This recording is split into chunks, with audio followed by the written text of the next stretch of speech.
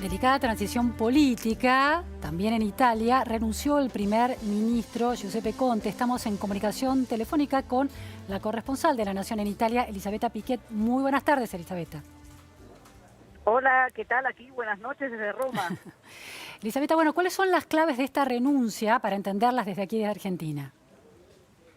Bueno, te diría que es una realidad bastante complicada también para los italianos. Las claves de esta renuncia es que en Italia había desde junio de 2018, es decir, desde hace 14 meses, un gobierno, te diría, bastante contra natura, una coalición de gobierno entre la Liga, que es este partido xenófobo, ultraderechista de Matteo Salvini, que en las elecciones de 2018 había sacado un 17%, y el movimiento Cinco Estrellas, este movimiento creado por el cómico Beppe Grillo, que había ganado esas elecciones en 2018. Ellos, Italia es una democracia parlamentaria, los gobiernos nacen y mueren en el Parlamento. Después de casi 3 meses de negociaciones, desde marzo hasta junio de 2018, ellos firmaron un contrato de gobierno y, pusieron en pie este gobierno que fue el primer gobierno en realidad populista de Europa, este gobierno, esta alianza amarillo-verde, los colores del Movimiento 5 Estrellas y la Liga. Y durante estos 14 meses de gobierno, en realidad el que se volvió el hombre fuerte del gobierno fue Matteo Salvini, el líder de la Liga, que con una política el cargo de muy, ministro de Interior, ¿no? ¿Esto es así? Exacto, él fue ministro del Interior y también viceprimer ministro. El otro viceprimer ministro era Luigi Di Maio, el líder de Movimiento Cinco Estrellas. Y bueno, en estos 14 meses él fagocitó a la Liga. Él hizo, digamos, una política desde siendo ministro del Interior. Él siempre había, su caballito de batalla, muy parecido a Trump, te diría, Italia, primero los italianos. Él actuó esta política de cierre de puertos a las naves de las ONGs que salvan a los desesperados que desde el norte de África tratan de alcanzar Europa. Bueno, todo esto le valió muchísima popularidad entre gran parte del electorado italiano.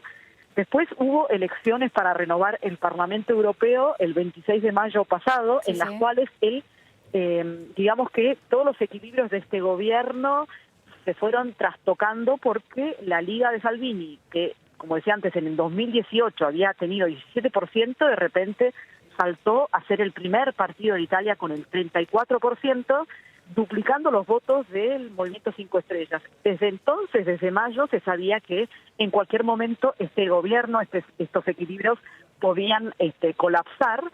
Y bueno, fue así que en agosto, el 8 de agosto, en realidad fue un gobierno muy corto, decía 14 meses, 445 días, dos fuerzas muy distintas, porque el Movimiento Cinco Estrellas nació como una fuerza anticasta política, una fuerza, digamos, muy, como te diría, parecida a de los indignados, contra la casta política, contra la burocracia, etcétera, que se alió con una fuerza xenófoba y muy de derecha. Y bueno, que de repente, por muchas diferentes visiones sobre política económica, sobre seguridad, incluso sobre el tema del manejo de los inmigrantes, que es un gran tema que digamos que tiene muchísimo calado en el electorado, pero por una votación en el Senado sobre, en realidad, un proyecto de un tren de alta velocidad, el Movimiento Cinco Estrellas, que está en contra de este proyecto, la Liga está a favor. Bueno, hubo una votación y Salvini tomó esto como una excusa para decir, bueno, basta, hasta aquí llegamos.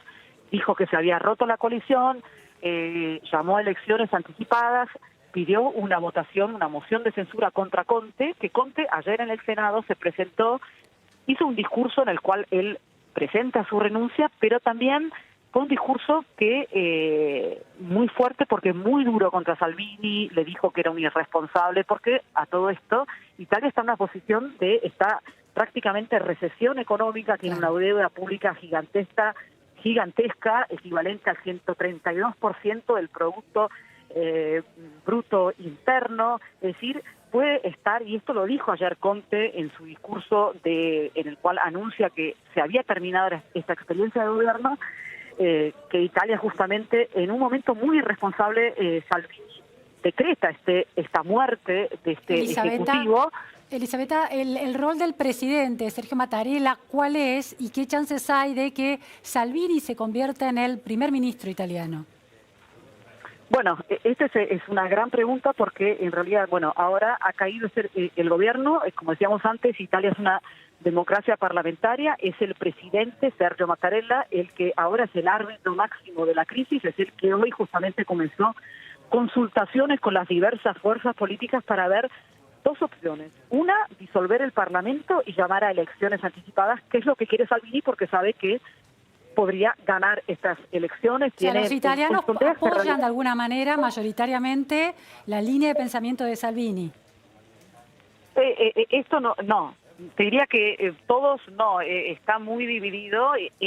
Esta es la apuesta que él ha hecho, muy arriesgada, porque en realidad ahora lo que está sucediendo y lo que ha sucedido en los últimos días de crisis en pleno verano, aquí en Italia es como si fuera enero en la Argentina. Él ha elegido un momento en realidad en que todo está cerrado, pero la realidad es que se está formando un partido que, una santa alianza, podríamos decir, contra Salvini. Ajá. Todos quieren evitar ir a elecciones anticipadas, quieren evitar este ascenso de Salvini, que sería muy peligroso para Italia que ya en los últimos 14 meses es como que se ha aislado también de la Unión Europea. Bien. Una Italia muy euroescéptica, y se está formando